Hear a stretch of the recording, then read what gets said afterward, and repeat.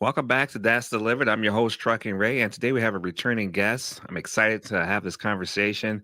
If you've been following the show for a while, you may have remembered the last time we sat down with Scott Wilkie, a business agent for Teamsters Local 638. Last time we talked about the transition from education to union advocacy, what Local 638 is all about, and some of the projects and initiatives that they've had the initiatives to work with. Since then, a lot has happened in the world, in the trucking world, for unions and workers' rights. So today we're going to dive into what Scott Wilkie has to do with current events, union new projects, working on for the Teamsters, making it all work. So we appreciate his work, also with the Drive program, which plays a key role in advocating for workers' rights and reshaping policies and the impact that drivers and union members have. Also, of course, we're going to dig into deeper some of the topics that we touched last time and how the industry is evolving and how the union is adapting and what's next in the future for labor as far as for trucking. So let's get right into it. Scott, welcome to the show. Hey,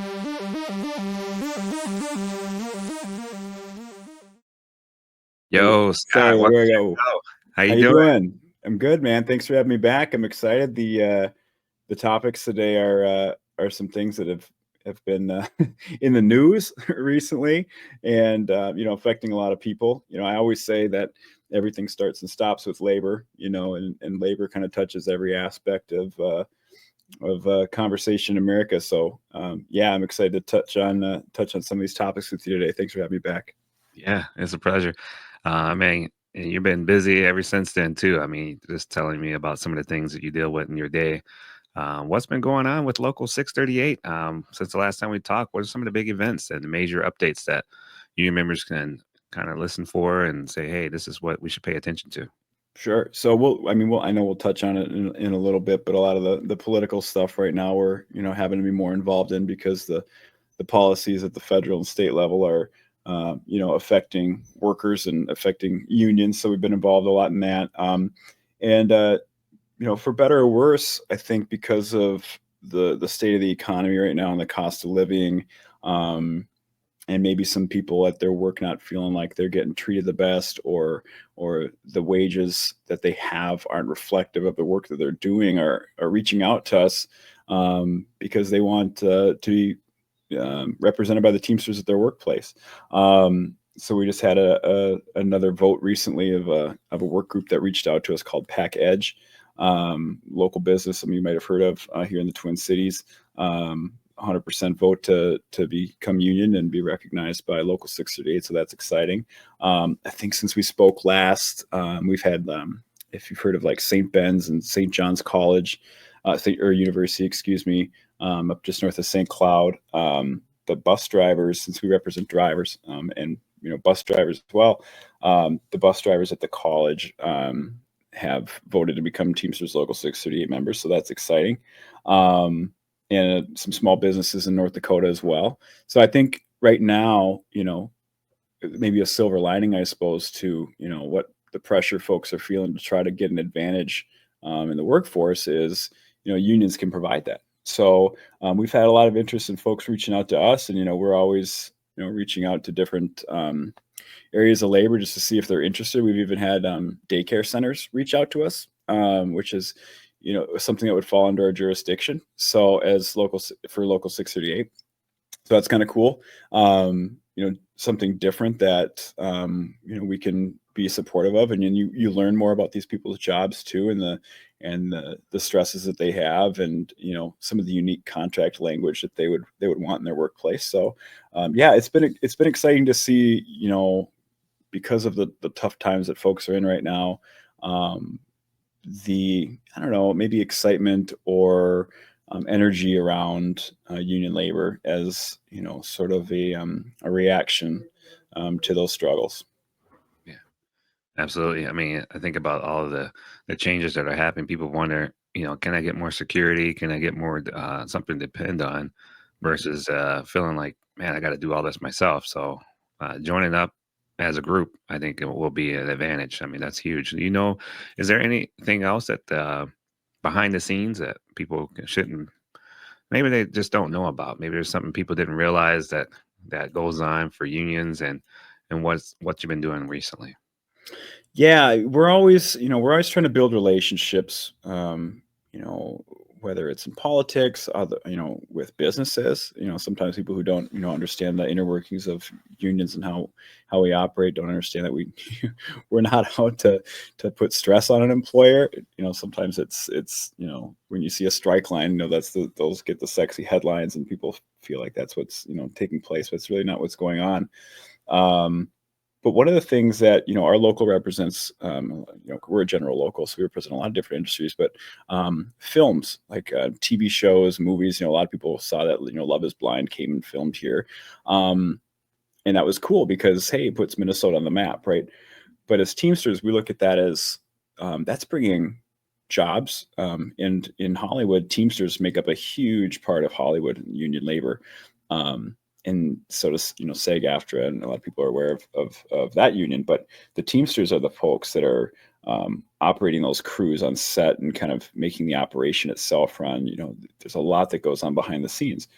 And so we looked at that as an exciting opportunity that, maybe more film work is coming back to Minnesota because that's essentially an injection of um, funds into an economy, right? You think about how much money had to be spent locally here to make that show run. I mean, every single morning you need to feed the people on set. They need coffee, they need places to stay, they have to gas up their vehicles. They have, all of our businesses are getting a bit of a jolt, right?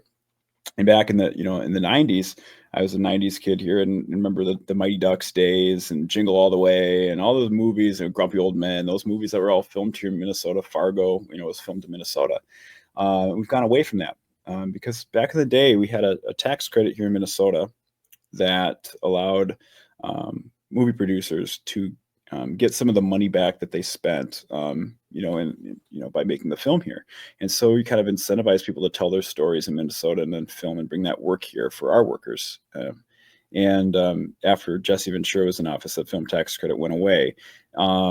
We've since got back a bit of that. In the last legislative cycle, we got a bill passed to incentivize Hollywood to come back to Minnesota, but it really isn't enough because other states have better tax credits than we do still. So I think if we can get that moving in the right direction, or even do what they did in St. Louis County up north and do their own tax credit just for the county. Duluth is now seeing movies coming back to St. Louis County up north. And so I say all this because you asked what's going on behind the scenes. I met with Mayor Fry recently and a couple of movie producers about a few weeks ago about working with the mayor's office in Minneapolis City Council to maybe mirror what they're doing in Duluth and incentivize Hollywood to come back to at least the Twin City, Minneapolis specifically. Melvin Carter, maybe they can do their own, if Minneapolis takes off. But seeing what's out there as far as showcasing what's going on, around the Twin Cities, showcasing our landscape and our people and our businesses, and bringing some of that work here to inject surplus into our businesses, fill up our hotels, fill up our restaurants, and utilize our resources and give these business owners, more of a profit for these work. For this work that's available and just looking for a place to film. So that one was kind of exciting just because it's so different than what we normally do is as drivers, which is a lot of our local. But yeah, a lot of folks in the local 630 represents people in the film industry. And so when we do get film work in Minnesota and they have union labor, Teamsters are the ones who are driving the flatbed trucks, hauling props around and like I said, working behind the scenes to help the film operate. So we'll see where that goes, but I'm hoping that with Jacob Fry in an election year, he's looking for ways, right? This is mutually beneficial. He's looking for ways to show voters that I am making Minneapolis a better place, and so you should vote for me for another cycle here. And we're looking at it as we're trying to find people who want to help workers. So it's mutually beneficial. And so, yeah, we'll see where it goes. But that was an exciting thing that happened recently that I'm anxious to see what develops. Wow, the wheels are turning, man. That's awesome. Yeah. Looking in the future as to potentially what else we can add, help out with different sectors. So, man, think about that. What is the biggest challenge in the past year has it been for the union? Yeah, I think the same thing that it's been for most people is just, battling some, economic downturn right now. I mean, as we're talking right now, the tariffs have, gone into effect, and that's pretty much if you open up a new browser, right, tab, that's the first thing that's gonna pop up on your news headlines is what's going on with the stock market. And because like for us UPS guys, this UPS stock is down, right? So then what happens? UPS has to cut costs. Well, the biggest cost that they have at their company is their people. And so, they've automated, their HR department, they've automated their payroll department.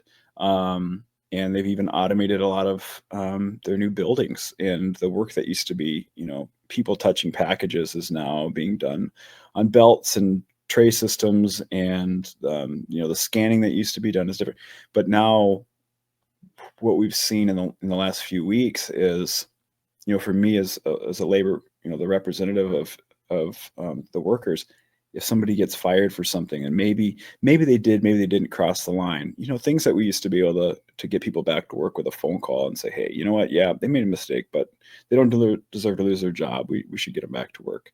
The company's been more motivated to put them back to work because they need staffing or they're the volume's coming in and they need the resources. But right now, with the volume trending downward because people are spending more money on groceries than they are on goods online, we haven't seen the packages at UPS flowing like they used to.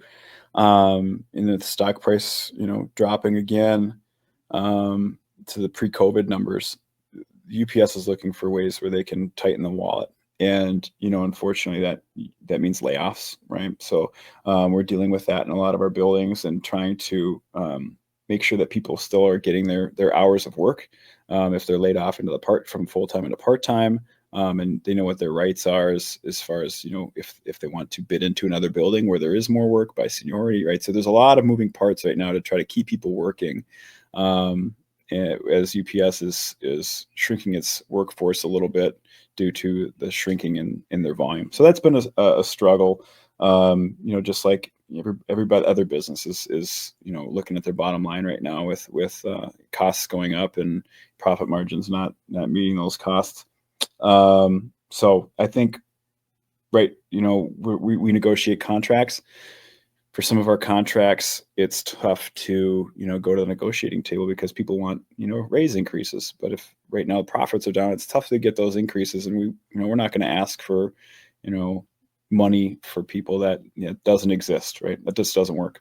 So that's been a struggle too. We almost went on strike with Fargo Paint and Glass recently in North Dakota because folks are struggling and the business is struggling, so they had to find a way to meet in the middle and say, okay, here's what we can do to be financially successful as a business, but also make sure that our workers are getting fair wages and benefits and taken care of. And it took our business agent Shane Block, he put in a lot of effort, and I think the company had to put in a lot of effort too to get creative and make it happen. But ultimately we got a contract, didn't go on strike, right? Worked through it.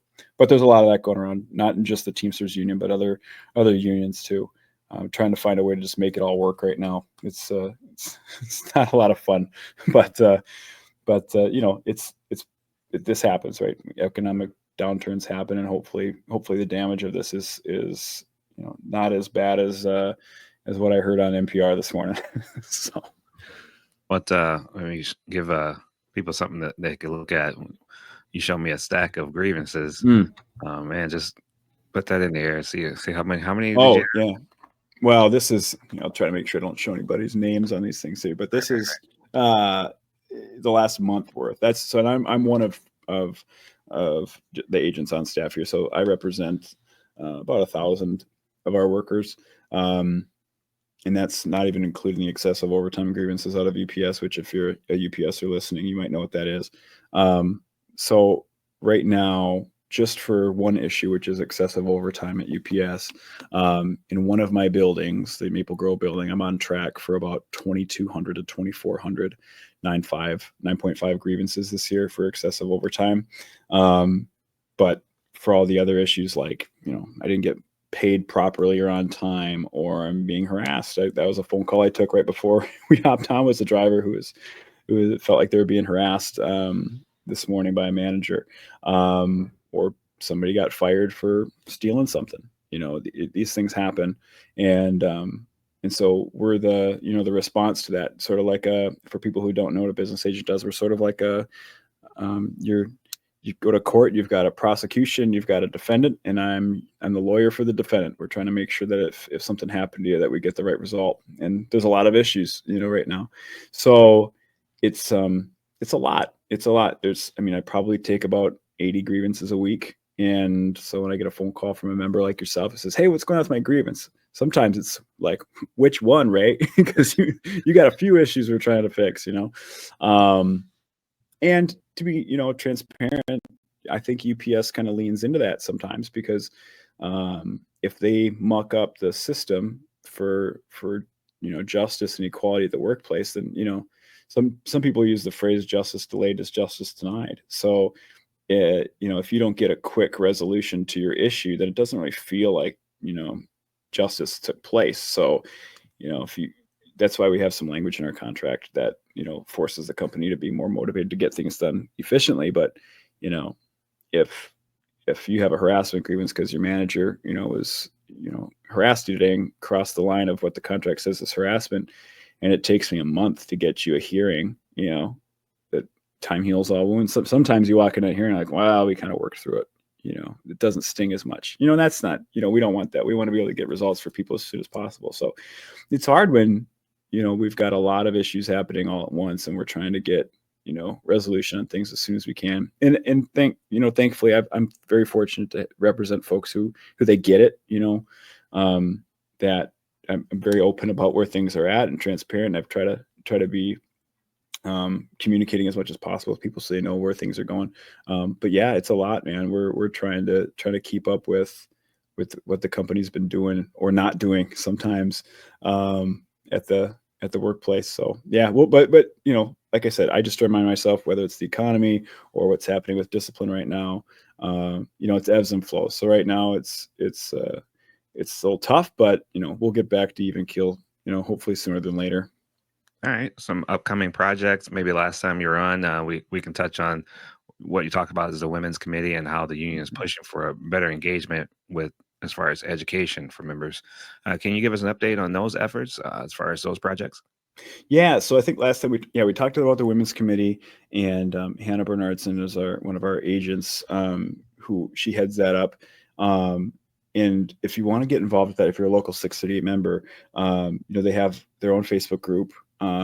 So if and all of our contact information is on teamsters638.com. If you want to find my information or Hannah's information, or somebody else that you need to reach out with at the local, or just have questions about union activities or how to get involved. But I would say if you're a female member of ours, definitely reach out to Hannah, because she's got those ladies fired up, and I think it's sort of like I compared it not long ago to, like, it was like a volcano. It was like when we hired Hannah on, it was like all this like stored up energy from these ladies that they just needed to have that direction to start getting things rolling. It's been pretty cool to see. So yeah, they're very active, and that's been, like I said, really, really cool to see this new direction they've been working on. I think last time we spoke, I started maybe not. We officially have recognition of the Indigenous Peoples Conference within the Teamsters IBT. So for folks who don't know me, I'm mixed race. My dad's Anishinaabe, from Turtle Mountain Reservation, and so Indigenous issues are something that are really important to me. And I very rarely meet a lot of Native American Teamsters, and when I do, it's cool because there's some extra connection there, right, outside of just being a Teamster.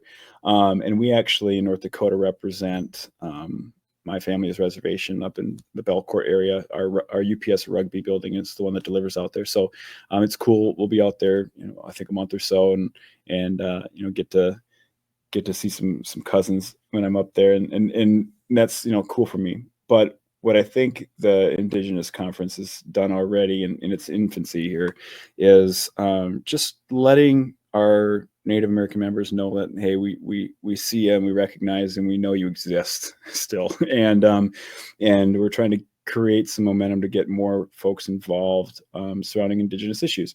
About a year and a half ago, it was during peak season, Christmas season at UPS, we had a Native American member of ours, Alexis Whitehawk. She went missing after work. She was a part-timer who was a driver helper. She got dropped off by her UPS driver walking home, and was never seen again and was found murdered.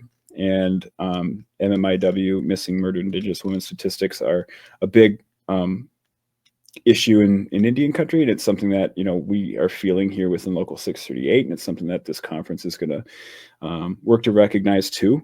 A lot of people don't know this, but the second leading cause of death for Native American women is murder, and we felt that personally here. The Minneapolis UPS Hub felt that statistic personally here recently. So that's part of what this conference is going to do, is recognize, our Indigenous members, help to work with and, be a part of the solutions to Indigenous issues, and create pathways for Native American folks to get into union labor. Most of us, whatever job you have, right now as you're listening, had somebody who either gave you a tip or knew somebody who worked at that place to kind of get your foot in the door. And so that's what I kind of want to be for Native American kids is, hey, here's some job opportunities, and I can get you connected and get your foot in the door and then help you be successful.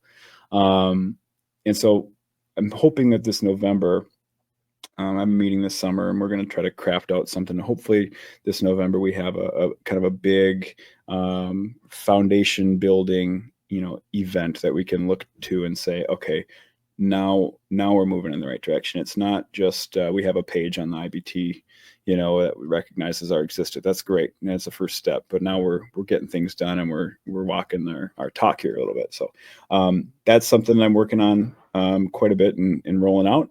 And yeah, hopefully next time we chat, in the fall here, at least I can point to something significant that we've done with that.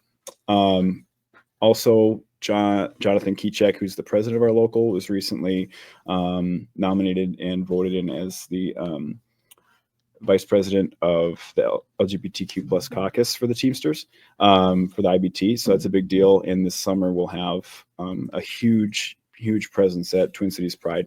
Our joint council I think they've already raised enough money to go over budget. So it's going to be huge. The IBTs having their people make this their kind of their center point. I think LA was last year, and this year it's going to be Minneapolis for their big centered sort of pride event of the year. So yeah, we're really excited about where that's going to. And TNBC's coming up. So all the extracurriculars, right? The gravy on top of our regular job. Those things are moving in the right direction, and sometimes it's a nice break from the hundreds of grievances that are here that we're trying to get resolved. Being able to do something a little more hands-on with folks is a nice reprieve from that daily norm as well. I'll be honest. Wow, yeah, that's huge. I mean, I saw when you put that out there, man. That's great, starting that for the Indigenous. I appreciate you doing that. Appreciate That you. was great success, seeing that happen for you and for so many others. And I know you hold that dear to your heart. Is there any other projects in the pipeline that you're particularly excited about? I know there may be a few. I think, yeah, there's so I always have like ideas in my craw, and thankfully I work at a local that has a lot of like-minded folks where we're not afraid to throw darts at a dartboard and just try new things. And if they fail, then they fail, right? But at least we're trying. We're not just going to spin our wheels. One of the things that I'm excited for that I think the members will be excited for too is where we're going with incorporating more technology into our day-to-day at the local. So like you saw, and we've talked about it before, how we have to handwrite, all these grievances are handwritten, they have handwritten case numbers, and you have to stamp them and as date received and all these, these processes. And then people call me and say, what's going on with my grievance? So in an effort to try to fix that and be more efficient, Jonathan, our local president, got us on Salesforce, which most businesses use for sales. But we're using it to store data about our members in order to categorize, and resolve issues. So I'll give you an example using myself. So let's say, I file a grievance because I didn't get paid on a vacation check, on time. Okay, so I filed a grievance. What happened with it? Did it ever get resolved? How much should I get paid? Right. And we're trying to streamline the processes so that way, if we have your contact info, Ray, we could give you a text with a PDF image of your resolved grievance, or even the steps, right? You file the grievance. Hey, Ray, here's a PDF copy of it. We've received it on this date. Hey, Ray, we resolved it on this date. And you can see at the bottom that's what your payout's going to be. And you can expect that vacation check plus penalty in a week from today, right? Creating more communication and transparency. So there's a couple businesses that I've reached out to that I'm actually meeting with in a couple days to see how we can digitize the grievance process, so that way it's easier for members to file a grievance, and then it's easier for us to process agreements, and also easier for our members to know what's going on with their grievance after it's been processed. So, they can not be, I guess, left in the dark on where things are going. So, how long will that take? I don't know, but it's got to happen because, we got to be more efficient because, we're in an instant gratification society. People, have, expectations of which we got to be held to. And then the other thing that I think is kind of interesting, and we'll see where it goes, is a new membership application that's in a digital format. So if you've ever bought a house in the last decade, you probably had to use DocuSign or Jotform or some kind of digital PDF. So I put our membership application in DocuSign in order for businesses that we represent to have that on file, to where new members on day one can just simply fill it out by typing in all their info. And then it immediately sends the email to our admins, versus the 3-part carbon paper. Is that a 2 or an S, or what do they put there, right? Deciphering things, snail mailing it to the office and process, right? So we can get people, in and approved faster, especially if they're coming from, if they're a 120 member, now they're a 638 member, we have to work with those locals to get them transferred, streamlining that process. And then, nothing gets lost when it's just, automatically sent through email. So yeah, that's a little inside, and maybe it's, so people go, oh, it's not that big of a deal, but I think it'll make a big deal in the long run. Again, just for us being more efficient for our members. Nice. Yeah. You think about all those cases or all those grievances, or what does the future look like for some of these projects? Want to make them streamlined? Do you think there'll be any be successful to get a lot of that done, or are we just going to have to keep pushing forward and keep putting it out there in the forefront as something important? Yeah, like with anything, you have to be willing, to fail, or like I said, sometimes it's just throwing darts and seeing what sticks. And on these projects that we're working on, I have to remind myself too, success is never linear, and whatever we're working on, we're not gonna just hit it on the first time. And so to try to keep myself and then the people involved motivated and engaged with it, I think is always the biggest struggle. It's one thing to have an idea and have people say, yeah, good idea. But it's another thing to have people say, great idea, and I want to be involved, and I'm going to give you my time and energy through whatever struggles it takes to see it through. And that's, that might be the labor movement in a nutshell, I guess. But it's true on these projects that it's not gonna hit the mark the first time. And if you're motivated, you're gonna stick with it, right? So Yeah. I think that's good for a lot of people to see that it's not that you just give up on it, but you keep trying if it doesn't work. But hopefully some of them stick, like you said, throwing darts. Good analogy. I like that. So yeah, some of those hurdles are just something that comes with being a part of a union or part of life. How can union members get more involved in some of these efforts? So that they don't get this kind of fight discouragement. They got to fight a lot of obstacles just to do what they need to do to be successful at it. What would your advice be for them? I think with anything, whether it's trying to get anything accomplished, just showing up is half the battle, right? If you're trying to trying to lose weight, just getting to the gym, I think is 90% of it, right? Just getting there. And we saw that this past weekend with the hands off protests, right? 25,000 people down at the Capitol, right? Just people just showing up is and making time and energy for something is the majority of the work in and of itself. And so if you're willing to put in any extra time or efforts or energy into a cause that you're near and dear to, and it's something we're supporting, then let's go. Like, give me a call, right? And I can definitely get you pointed in the right direction, or shoot me an email. My contact information is posted in all of our buildings I represent. It's posted on our website. Or if there's something that you want to engage with that we're not doing, let us know. But I mean, even recently at our last union meeting, we had a couple people stand up and say, hey, we should be doing this, or hey, I want to support this, or let's move in this direction, and put it to a vote and make it happen. One of the things, in fact, this is as recently as this last union meeting we're at, is the May Day event happening at the Minnesota Capitol on May 1st at 4:30. So May Day is typically, like, we celebrate as like a celebration of Workers' Day, but there's going to be hundreds of cities doing the same thing. I would imagine probably similar turnouts to what we saw over the weekend, where different community groups are going to be recognizing International Workers' Day on big rallies. So May 1st, here's an opportunity, right? If you're listening and you want to be involved and be engaged, low level effort, right? Just showing up, and you being in that space is support enough.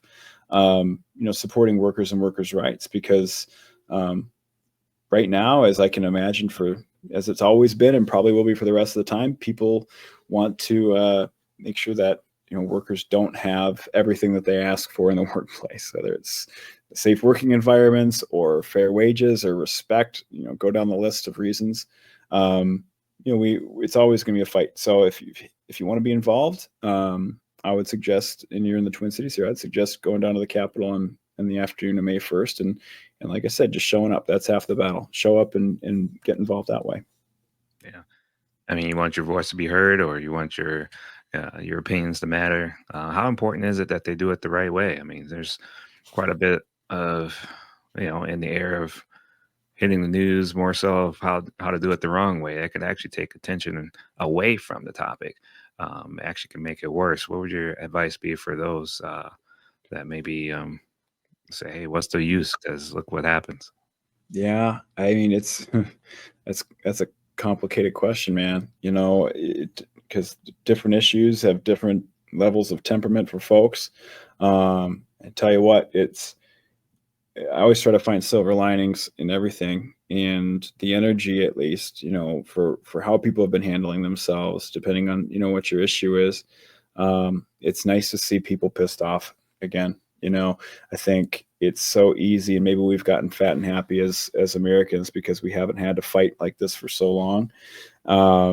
It's nice to see people pissed off and fighting back. Cory Booker's filibuster was, I think, inspiring for me, at least, and for a lot of folks. I watched back a lot of what he said, and just reminders that the power is always with the people, not with the people in power. I think that was my biggest takeaway, is reminding Americans that the power is not within these elected officials, right? The power is within you, and ultimately we have to make sure, and we're holding them accountable, and using our voice and resources to remind them who they work for.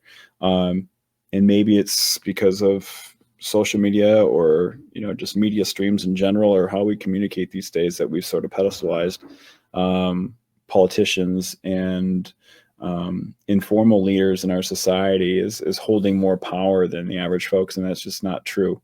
And it could be that we're union workers, and we understand that, because every day we understand that we hold the keys to the business that we work at, right, as a collective. But I think more people are realizing that, and then showing that across the world right now, and on different issues that they're passionate about, and however they're protesting. I guess I can't speak to people who are out there fighting for their issues, because if there's a cause that's greatly affecting your life, you're going to have a different level of temperament for how that issue is being handled. So I guess I'm just, at the end of the day, I'm really excited that people are getting active and people are organizing in order to get the results that they ultimately deserve, right? Not just rolling over and taking whatever we're told to take. Yeah, I mean, it's nothing wrong with peaceful protesting. I mean, man, well, people get afraid of that and then they just don't do anything, right? So, Yeah, I think, like what's going on at Tesla dealerships, right? I don't think anybody's gotten hurt so far. I'm not going to condone, I guess, people committing crimes, but I think, people are afraid even to, I mean, gosh, you watch some of these people at town halls, if they speak out of line or they're too loud or boisterous, they get hauled off in cuffs, right? yeah, And I think a lot of people are afraid of that because, having an arrest on your record could negatively affect your ability to get a job later. And so people are worried about, the side effects of engaging. So I mean, I can't blame anybody for not wanting to be, involved, but I think we all have a threshold that we have to see um, where we're at, engaged, whether or not we're willing to say, yep, I'm gonna go out and peacefully protest today and use my voice. And hey, maybe if it pisses some people off, so be it. But I'm pretty pissed off right now too, and I'm not being treated fairly, and things aren't going the right direction. And I'm gonna stand up for my rights and use my First Amendment freedom and voice my opinions and needs today. And I think that we can all find a baseline there that says we need to be engaged at some level, because we can't stand by and just say, these atrocities are okay, even if we're not being harmed by them, right? Even if something's not affecting you directly, if something's doing harm to somebody else, I think we all have a duty and a responsibility to do something. I mean, think about union advocacy. You got policies, politics, or whatever, that like Drive. We're going to talk about a little bit of that. The Drive program. For those who may not know, can you break down Drive and why it's so Sure. important for union members or even taxpayers? Yeah. So DRIVE is an acronym. It's essentially our fund, and it stands for Democrat, Republican, Independent Voter Education, and that can encompass a lot of things. But essentially, what that means is the Teamsters are not tied to any political party whatsoever. Traditionally we've support more Democrats than Republicans, but that's shifting a little bit for a lot of reasons. Um, Biggest being that I think some Republicans are finding out that they have a lot of like blue collar voters in their area that they represent that aren't voting for them because they're not taking care of the single most important issue in their life, which is their job. Everything starts and stops with your job, right? If you don't have one, then you don't have financial security and stability, and it affects your health and everything else. And so if I live in, and I'm just going to use, we were talking about St. Louis County earlier, Duluth, which is a very polarizing, interesting area of politics.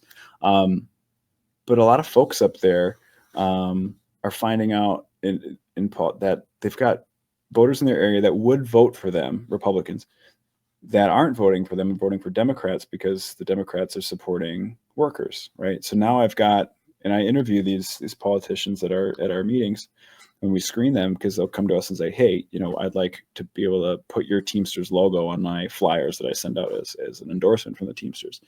So we screen them. We ask them, dozens and dozens of questions, how they feel about certain things and certain topics, and how would they react if they were presented with a bill on this issue. And then once they become elected, we hold them accountable to those answers, right? But a lot of those folks that we screen already know like who we are and what our needs are.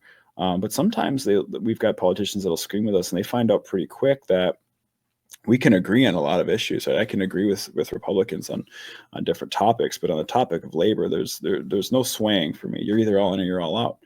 And I think that's what's happening with a lot of constituents is maybe they agree with Pete Stauber up north on gun rights, and they agree on, things surrounding, the sexy things that make headlines like abortion and legal marijuana and all these different topics, right? But when it comes to the topic of labor, it's like, can we trust you?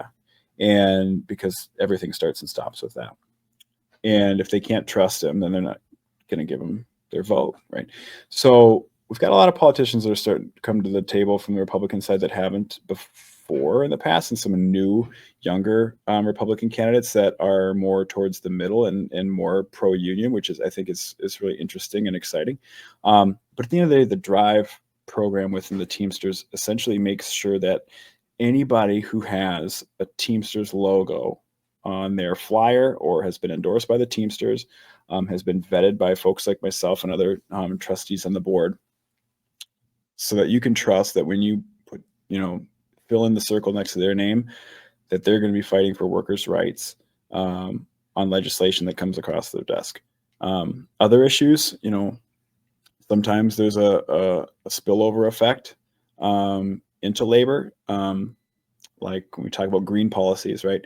If we're going to raise taxes on like glass bottles and plastic bottle use, okay, in order to curb people from using those things, and hopefully that helps out the environment in some way, or recycling plastic bottles and glass bottles, okay, that's great. But how does that affect our folks who deliver cases of water or cases of soda or beer industry, right? How does that affect labor? So sometimes those issues aren't in their own little sections, and so we have to have those conversations too. But at the end of the day, when you go into the ballot box, if you see somebody on our list of candidates who's been approved by the Drive board, you can know that person is going to support union labor, and that's the crux of the Teamsters, right? So yeah, it's important to understand that, like I said, it starts and stops with a job. That's one way Mhm. to look at how the economy keeps going. I mean, so yeah, the role that Drive plays in organizing these rallies and news conferences, and also just building support for the issues that affect the working people. I mean, I think that's huge. How does Drive? How did it get initiated? Do you maybe a little history on that one? Sure. So essentially, it started years and years ago, and being on the Drive board, I guess I should know more of the history behind it. I kind of fell into this role because we had a retirement, and I've been somebody who's been passionate about politics my entire life, and so they said, "Hey, I think you should, get involved in this." I said, "Okay," and I tell you what, it was one of the better things when Tom Bucher asked me to start getting involved with the Drive work. It's one of the better things that happened in my career, because it showed me that we as union workers, we have a seat at the table with these politicians, and they work for us. And I think being able to build relationships with these folks in ways that it's not just, oh, okay, well, the Teamsters, their Drive pact gave us, $500 to buy yard signs, so now I have to make sure I take care of the Teamsters when it comes to their issues. It's not really like that. It's having Lieutenant Governor Flanagan come speak at our steward seminar and talking about how her grandfather was trying to organize his workplace, and the company had some thugs take him out at the knees and basically had him put him in a wheelchair because he was trying to fight for his rights and his coworkers' rights. Learning about these elected officials and what their stance and how they truly feel about our cause, and being able to support the people who are going to support us. I think that's what gets me motivated to be more involved in this, because politics affects every aspect of our lives these days. But if we don't have the right people in office, a lot of these things that maybe we take for granted right now, they won't be here. And I always tell folks too, like, when it comes to Drive, I give weekly out of my paycheck, as do a lot of folks, right? And essentially that money is it's not a ton of money, but it's enough money to where we can say, hey, we're going to support some people and just help them in their fight, right? I say a bigger strength for us politically is that we have 77,000 active and retired members in Joint Council 32 that vote, and those votes are what's going to get people keep their jobs, right? And so they have a duty to support thousands and thousands and thousands of Teamsters, let alone even more union workers. But politics and the Drive work that we're doing here, right? If you're a local 638 member, or you're in the Midwest, what's your money, your $5 a week, donation going towards? it's going towards local politics first, right? I'm never going to get to sit down. I mean, we as an organization do at the top, but I'm never going to get to sit down with, the presidential candidate. Right? I'm going to sit down with the people running for your city council. I'm going to get to sit down with people running for Hennepin County Commissioner, mayor, governor races, local, state, and Senate races, House of Representative races, people that are doing things that are affecting you on a daily basis. The things that are happening at the federal level, right? Important, they're going to affect you. But I would also say that if we're trying to get people in your city council that are labor friendly, is going to affect you so much more. Those people who you might not even know the names off the top of your head, because they're going to decide whether or not an Amazon hub is built in your town, or a Walmart is approved for a build, and how that dynamic is going to shape labor and your local economy, right? Who's repairing the roads? Who's providing the infrastructure, labor in your community? Those decisions are going to affect you so much more. And so when you support Drive, really you're supporting local politicians first, which again is going to affect you the most. And we've seen that time and time again, where we can put people who are pro-labor to work for us, and how that spills over into other issues when we're just supporting workers at the end of the day. But when you have people that support workers, now you're supporting them in their entirety, right? We're not just thinking about, safe work environments and making sure people are paid fairly. Yes, always important. But we're thinking about the impacts that decisions that we're making on the city council are going to have on our workers potentially, right? And how it's going to have on local businesses that employ our workers, right? And it all affects one another. So that's why I'm passionate about Drive, and that's why I think it's important for our members to be involved in it, is because even if you think, Donald Trump's great or Donald Trump's awful, and the Teamsters didn't endorse Donald Trump and we didn't endorse Kamala Harris, so I don't think Drive is great anymore. That's a conversation that I know I've had a lot with people, and I can understand the frustrations. But really, the core of Drive is starting from the bottom up, and I can say with 100% certainty that we are absolutely pushing forward with pro-labor candidates, no matter what party they're aligned with, at our local and state governments. And I'm just really excited about the security that's going to provide for union workers in the Midwest here for hopefully years to come. Yeah. You're more for the people, the labor.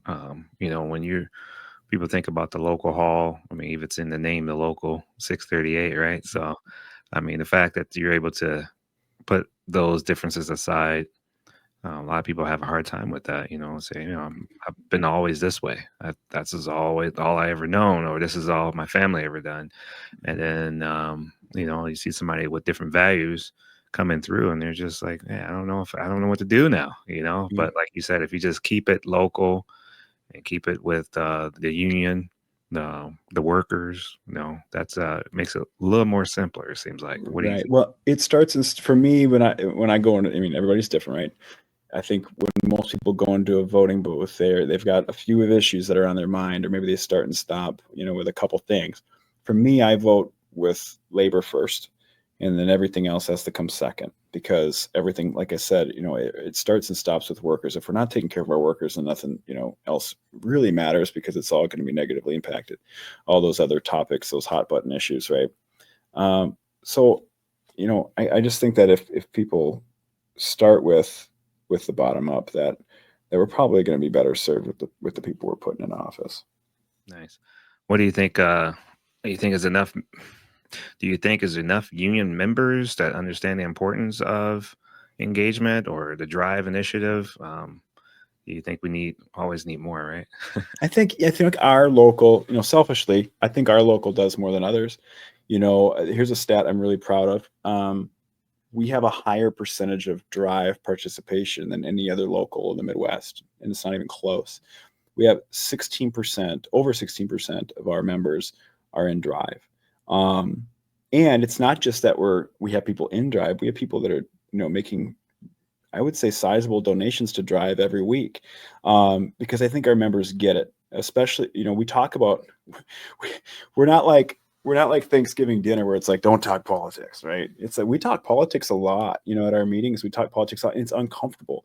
And it's uncomfortable for me doing the drive work. I'll take my union hat off for a sec.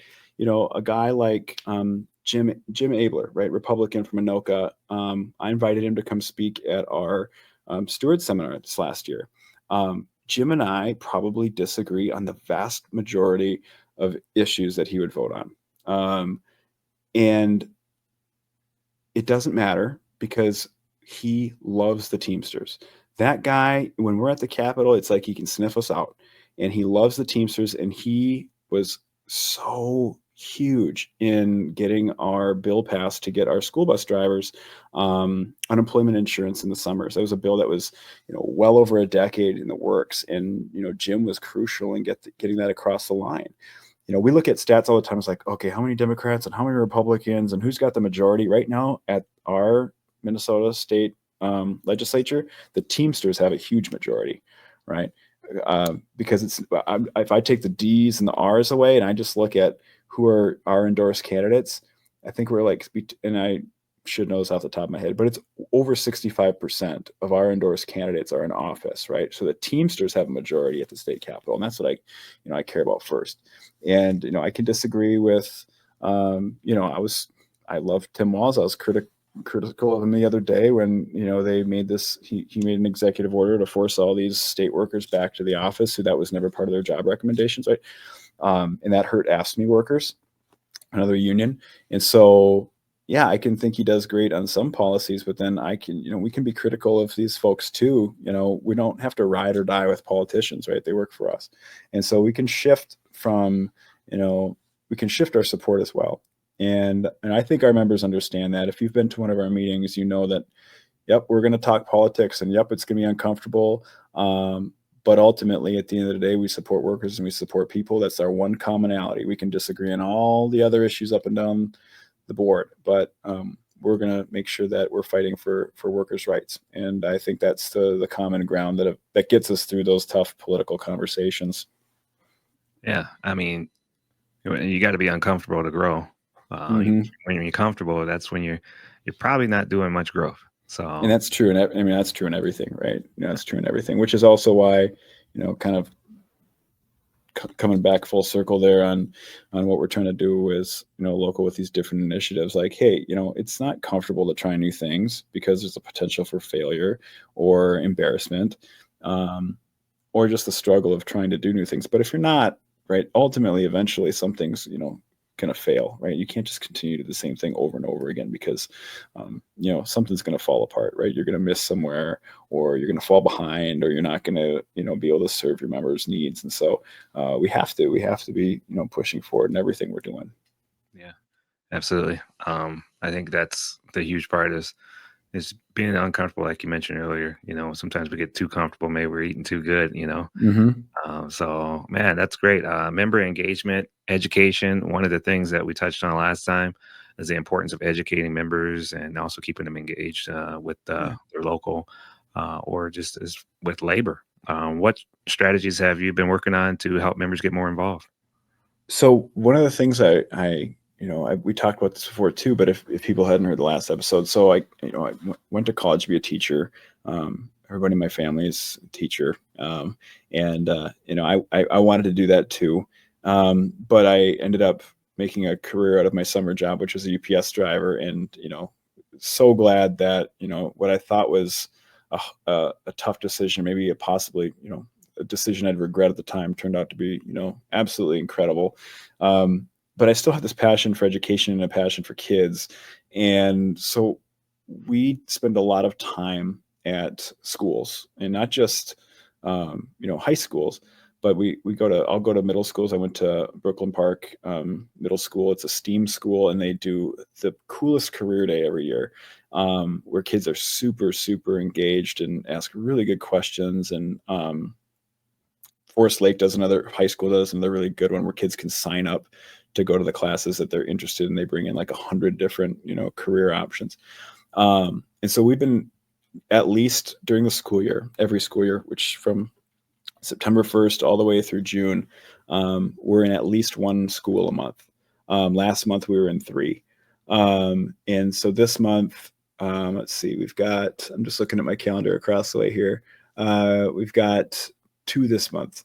I finally, a couple weeks ago, I was really excited. We got to go to Fargo, North Dakota. So most of, I guess, up until that point, the schools that we had visited were all in the Twin Cities metro area. But I went up to Cloquet up north a couple months ago for their career day and talked to a bunch of kids about union jobs. That was awesome. Partnered up with Local 346 out of Duluth, and that was really cool. But yeah, I got to go to West Fargo High School recently and talk to some kids who signed up to learn more about the Teamsters.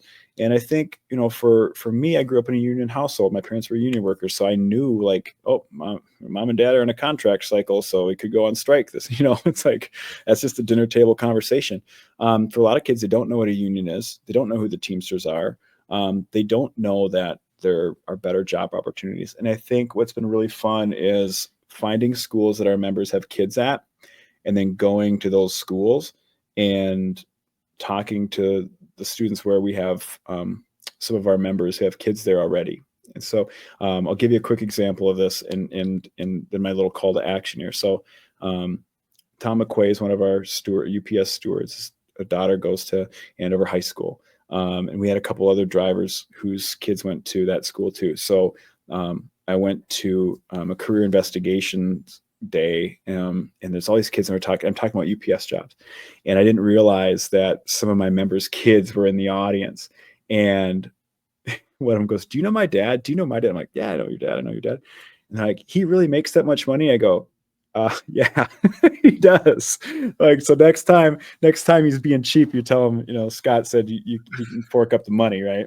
So that was pretty cool, because I think a lot of these kids are like, like, oh, my dad does, or my mom does this, and my mom works at, this business or whatever. And then they find out, wow, I didn't realize, like, everybody in this room thinks my parents have a really cool job, or a really coveted job, or benefits or whatever, or I didn't know that. And that's been really cool.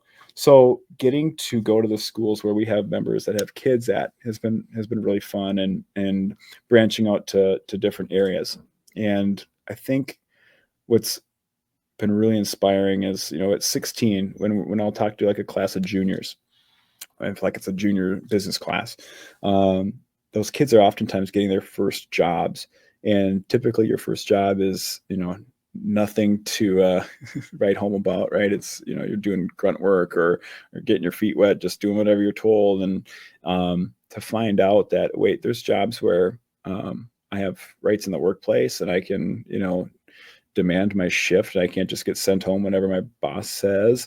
And there's jobs that pay that much, right? Or these different pieces of labor that kids don't even realize exist, and they're just starting on the workforce. So I guess as kids are getting their first jobs, entering the workforce, helping them understand that you don't just have to take what's given to you.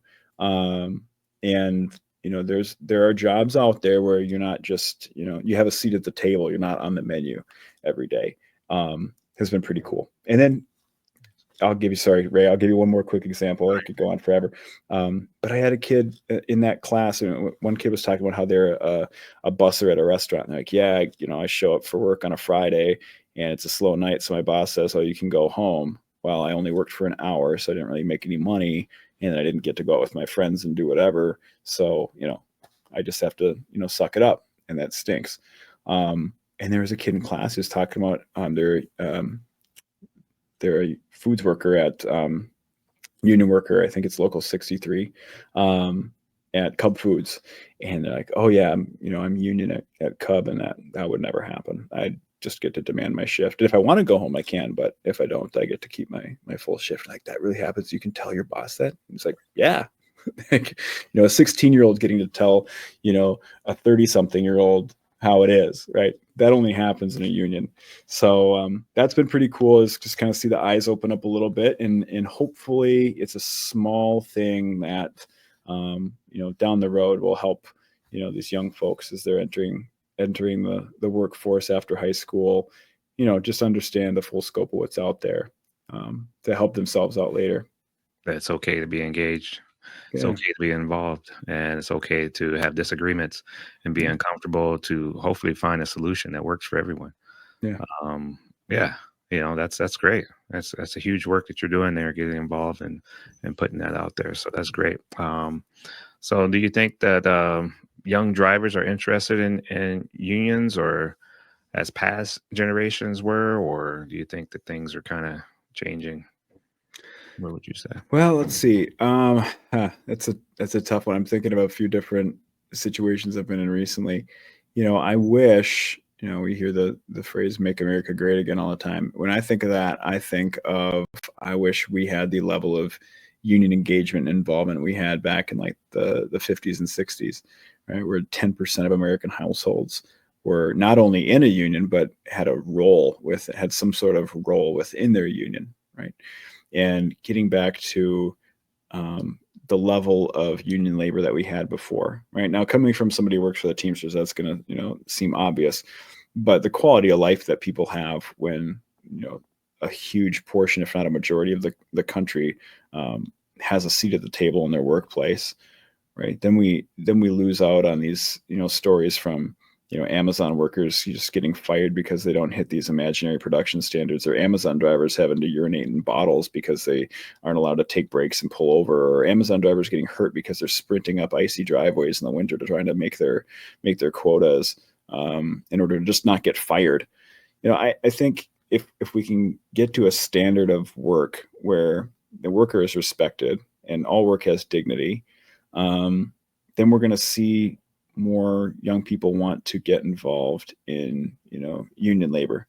I do see right now, like, just because I do get to spend a decent amount of time talking with young people about union jobs, I do see the light bulbs going on with kids who are, I would say, curious and maybe even excited about the potential of working a union job, because they're looking for a way to level the race, so to speak. Like, my brain works in metaphors. So, like, right now, if you're a senior in high school, it is scary because you're entering into, do I want to go to college and take on a ton of debt at a high interest rate that I'm gonna have to pay back one day, and hopefully I get a decent paying job when I come out, and hopefully I can live on my own one day, because it's so damn expensive to just live, let alone will I ever own a house, because interest rates are so, like, they are running this race uphill with hurdles right now, and they're trying to figure out a way where they can give themselves an advantage.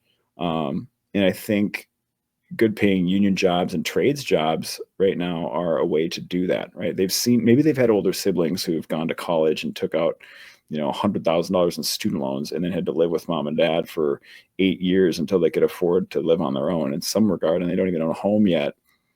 And they don't want that for themselves. They want to figure out, how can I do it in a way that's going to make me successful? Well, if you want to go work at, we'll use UPS as an example again, right out of high school, a part-timer, do that for a few years, sign a driving bid at 21. You can be 25 years old, making well over $100,000 a year, retire with a 35-year pension at, 56 years old, and, not have to go into debt to do any of it. Get your CDL for free. And if you want to go take another job later on, or go to work for yourself, guess what? Go do it. Right. I think, a lot of opportunity right now in union labor that young people are seeing as a way to give themselves an advantage, in a way to be successful as an adult in what's a very, very uncertain, stressful trajectory for their adult life. So that's where I think the Teamsters and other unions come into play. Is like, hey, here's some stability, here's some financial security, that we can offer you, as you're trying to figure out how to be successful. Nice. So as far as the trucking industry for the future of labor, I know we mentioned Drive and some of the initiatives that they're doing and getting involved in. As far as technology, the regulations, even how companies hire drivers, how do you see these shifts affecting unionized trucking jobs? The conversation I have most often with politicians is automated vehicles. And right now, we're seeing companies like Tesla, Waymo, these other businesses that are these big tech companies that are just having automated vehicles drive all over, whether it's hauling, bobtailing semis across Texas and South Dakota, or bringing people to and from places of work in Teslas in San Francisco, in order to collect data to bring to politicians to say it is safe. Now, are automated vehicles cool? Yeah, it's cool that a vehicle can drive itself and that, it's relatively safe. It's not that safe. We have a lot of data that shows these automated vehicles driving through active crime scenes or not yielding to police officers in emergency vehicles or hitting people. So they're not that safe. But if they can prove them to be safe enough and these big tech companies can line the pockets of these politicians enough to allow them to service different industries, that would be the downfall of our economy. If we lose logistics jobs, I mean, I tell people all the time, if you're not in the trucking world, then you don't know that when you're driving down the highway, all those semi trucks and everybody in freight is making a lot of money. And that's a tough job. And it's a job that is paying for infrastructure in your community because of the tax dollars that those folks bring in. And even if like a company like UPS in just the Maple Grove building automated 10% of their drivers, right? That's like $3 million in tax revenue per year for just that hub that we would lose out on, right? And so that's the way I frame it to politicians, to make it a bipartisan issue, because ultimately they have a budget and they have to make sure that they can afford to pay for the services that are required to help a local and state economies move. So when we're at the Capitol and we're talking to these politicians, it's one thing to talk about, folks like us in the industry who would lose their jobs because of automated drivers. But it's another thing too, to bring up, well, and by the way, we would not only be losing these jobs, but the money saved would be going back to big tech companies, not even close to Minnesota, going to billionaires who don't care about the fire department here in your hometown. They don't care about the resources that your school needs or that your roads need, because those tax dollars are no longer in your community. And how do you find, folks with CDLs, like paying jobs in another industry, after you've been, in the trucking industry for, decades, right? So I think when you can frame it to politicians as an economic issue, and by the job loss that would come from automating and having driverless vehicles delivering freight, not only the safety issues, but even if they don't want to look at the safety issues, what that would do to your economy, it would be, detrimental. And frankly, if we don't have people driving vehicles, whether that's, package drivers or freight drivers or anything in between, that losing that to automation, I don't know how we would recover. Because to this point, automated jobs that have been automated, I think for the most part, we've been able to find those folks like paying jobs, but we're a growing population with shrinking job opportunities through automation. I mean, we can go on and on, but I don't know anybody who's a paralegal anymore because of ChatGPT, right? Or Uber drivers in San Francisco. And now Nashville, because they just approved it down in Tennessee. Those jobs are going. So then what do those people do? If that's what you've been doing every day, and now your work is disappearing due to automation, are you able to find a like paying job? And are we still creating new jobs and new industries that'll support young people coming up needing labor? So automation is the single largest topic I discuss with politicians, because it's something it's happening right now. And I don't think a lot of people understand it. And I think when people understand it, from what it'll do and the economic damage it'll do, but also the regards to safety and the long-term effects, I think once people understand it, they go, oof, not quite the same concept I had prior. And maybe it's not this idea we should be supporting. So that's the future of what we're doing, at least with Local 638's efforts right now, with politics especially, is making sure that we have good working relationships with our politicians and people who care about labor in office. So that way, when things like automated vehicles in Minnesota, should that be, allowed, should businesses be allowed to slash their workforce in order to buy a bunch of Teslas and say, good luck on the job line. I don't think it's something we should support. Yeah. I mean, it's a difficult conversation to have. People, it was like that in school, right? You had the cool kids and you had the kids that were good at the books. And, it's like, well, it's one way to be cool, but does it make sense logically? Is it actually going to work? It's, what I'm saying is the Teslas, they look cool sometimes to people, but Yeah, I love a lot of Tesla. American muscle. You So know. don't get rid Uh, of my Mustang. oh no, I was joking. I was making fun of it. I love Tesla. It's all computer.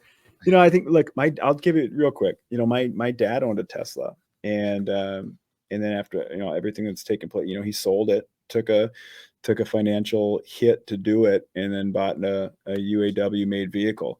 I think a lot of folks right now are like the shine of like an automated vehicle, and a vehicle that has all these computer screens. I think that's kind of worn off a little bit. It's like, okay, I get it. Yeah, that's great. And technology is cool. But at the end of the day, we also need to make sure that we're not implementing anything, but, implementing technology that's going to do harm to folks, right? We shouldn't be implementing things that do harm to other areas. And what's the sacrifice that we're making here? To have automated vehicles, great. That's really cool. But are we also willing to say that's something we're going to do in order to uh, not allow my school to be able to pay the electric bill this month because we've lost so many jobs in our community to automation, right? So yeah, there's a lot of big factors at play in the next probably decade here when it comes to union labor. That'll be very interesting, and we'll see what the community says about where we're going to stand on these issues, and hopefully people still have that same energy that we saw over the weekend here when it comes to those fights down the road, because it doesn't look like they're going to let up. Yeah. So think about unions and, as far as the changes for the industry, what are they doing to prepare, or what do you see that's being done to prepare for the future? Anything you could speak on to give an eye opener as to what's going on? Yeah. Well, we're always organizing and internally and externally, right? So, for me, a big part of what my job is building relationships with not only the places we represent, but like I said, going to schools, talking to the future of labor, talking with our politicians, and just making sure that when our issues have a cause that needs to be fought for, that people understand what that cause is and why they should be supporting it. Nice. All right. So, what do you think we should do as far as for the future? One thing that we wish drivers would keep in mind, unions or not, understood what unions actually do. And I really appreciate you taking the time to be on the show and to come back on the show as well. I mean, I Yeah. appreciate the support that the hall also has for. And I So, appreciate you, Ray, because I got this right on my desk every time anybody walks in. So yeah, baby. It's that like top that. episode award, baby. Yeah, That's right. that's awesome. Appreciate it. Yeah, you got it, man. Yeah. So I think a lot of people just need to know more and continue to have these conversations and continue to keep learning about what we need to do as to advocate for the worker, for labor. I think those are huge. So looking ahead, what is the biggest goal for Local 638 next year or the year to come? Oof. Well, we got quite a few. We sat down recently, and there's a lot taking place right now. So we've got a lot right in front of our face, and there's a lot coming down the line. Where do we want to be in the next, not only year, but where do we want to be in the next 5 years? And the biggest takeaway that everything we talked about that kind of boiled down to is being a more member-led local. I talked about a little bit ago about how about 60, 70 years ago, more people were engaged and had roles, like actual roles, titles within their union that they were responsible for. And how can we be more member led? Because I don't think, and this is like a thought from not just me but others here in our local, top down leadership doesn't always work. It's simple and it makes sense, right? Because there's a hierarchy, right, and there's a chain of command, right, and how and it makes sense. It's simple, but I don't think for the success of the labor movement that it's the best option. And so I think the direction that we're already heading, that I hope we can continue to grow out, is, having different committees, right? So, and different sort of like groups within, our local that people can be involved in. Like, yeah, I'm a local 638 member, but I'm also involved in this, right? Whether that's the women's committee, or whether that's the LGBTQ plus caucus, or the Indigenous conference, or maybe, I hold on. If you can see this here, this jacket was gifted to me. We used to have a Teamsters Local 638 broomball team back in the 90s, right? Right. And That's cool. so, yeah, I got it. And I'm like, oh, I thought it was going to smell like cigarettes or something. It actually smells pretty good, but it was an eBay purchase. But somebody threw it on there. Maybe who knows whose it was. But Local 68 used to have like a broomball team back 30 years ago, and that just made me think of like trying to be more engaged and having things for people to be involved in. So, working towards being a more member-led local and giving people more roles and more of a voice. I think, you attend our union meetings. I think, folks who've attended our union meetings for a long time could definitely agree that we've seen more engagement and more people, I mean, literally standing up and saying, I'm passionate about this, or we should be doing this, or why don't we try this, or what are our thoughts on this? And that is, stressful, because it can be hard conversations to have, but it's so inspiring to see people active and involved and engaged, right? And taking a role and trying new things and caring, because we have well-attended meetings where people are, voicing their opinions. And that is great, because it means our members give a damn and they're engaged and they care. If we had low attended meetings where nobody said anything, and people were apathetic, that would be concerning. So I'm excited to see the momentum that's being created, and hopefully where that goes with the level of engagement and the growing numbers of people going to meetings, the growing numbers of people asking questions about whether it's our bylaws and how do they work, and maybe we should look at this, or hey, we've never done this before, what if we tried that? And that kind of energy is contagious, and I think that kind of energy is what's going to be able to, like I said, push us over the next year and 5 years into a direction that's more of a member-led local, than what most locals have, which is just traditional top-down leadership, giving people more of a voice and finding ways for people to have outlets where they can engage and be involved. I think that's what I'm most excited about for the next year or two.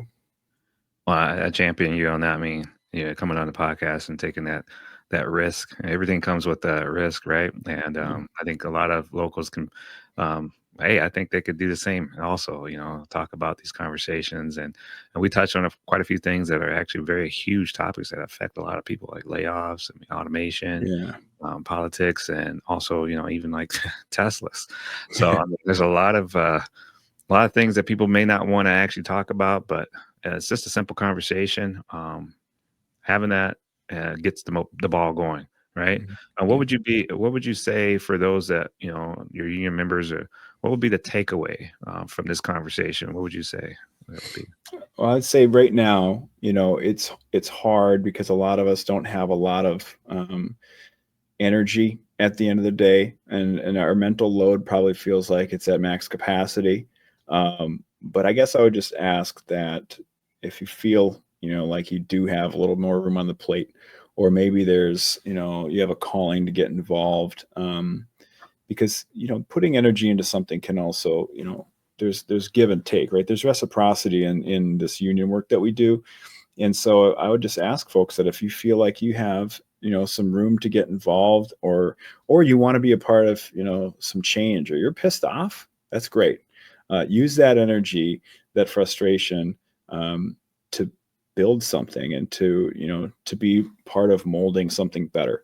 And I would just, I can't say all the details here because it was part of our official union meetings business, but we had a tough conversation at one of our last meetings, and some people that were frustrated about it. And one of the things that was part of the conversation after was, right now we're forging ahead and we're plowing a path for young people who don't even know they're going to be Teamsters yet one day, right? And if we stop because we're frustrated about how things are going, or we, excuse me, say, okay, well, I give up then because it's too stressful or it's too hard, or I don't have the time or energy for this. We're letting down people that don't even know what we're up to right now, and the things that we're doing. We are literally forging a pathway for the next generation of labor with everything we're doing. So just because we met with a roadblock here, we stumble here, doesn't mean we should stop or give up, because there's a lot of people counting on us that we don't even know about yet. So that's my call to action. Nice. I like that. Don't stop. Keep going, and then you never know what the rewards may be in the future, especially if you have good intentions. So I appreciate that. Where can people go to learn more or to get involved, or put the shout out for call to action? Where would you send them? Well, so for our members, you can go to teamsters638.com. That's our website, and it does have links to our socials on there. I'd say we're most active on our Facebook page, Teamsters Local 638 on Facebook, just because that's, if you look at the demographics of our membership, it's almost exactly the same demographics of Facebook. So we're kind of trying to meet our members where they're at, and most of our members are on Facebook. So that's where we spend, the majority of our time with, and put out, the most of our content. And the events that we have coming up for, our members, whether it's, we're doing an annual golf outing, we're going to go to Valley Fair this late at the end of the summer, a family day, so you can bring family out there. It's covered by the local, lunch is covered by the local, and it's just like a big get together, just social gathering. But also, like we were at Hands Off over the weekend at multiple locations in North Dakota, here around the Twin Cities. I put that out on social media beforehand with the link to sign up to find an event near you. Or, I'm going to put something out on the social media regarding May Day. If you want to go down and hang out with us at the Capitol, and make your voice heard, things that you can get involved in. I'm always going to put that content out there. If you have an idea, you can shoot the Facebook page a message too, and we can help you, make that, dream a reality, so to speak, as far as something that you think we should be doing that maybe we're not aware of yet, and we can champion that cause too. All right. Well, hey, thank you so much, Scott. I mean, you've given enlightenment to a lot of things that you got going on, and for everybody else that didn't get their phone call answered while we're doing this recording, I apologize. He turned his phone off just a little bit, man. That's like, wow, that's amazing. But thank you for doing that, Scott, and appreciate it. And for all of you listening, if you got something out of this episode, and make sure to hit the follow button. If you didn't follow us last time, follow us this time. I appreciate it. And if you have any reviews or anything like that, or any questions you'd like to ask us, we welcome it. And we also appreciate if you share it with another driver or someone else. Tell them about what you learned, and hopefully we can spread that good message to all of those to get involved with their local and to be an advocate for labor. So I appreciate you, Scott. Thank you so much. Thank you, Ray. Yeah. And so we'll catch you next time on the next episode. Until then, drive safe and stay informed. So that's delivered.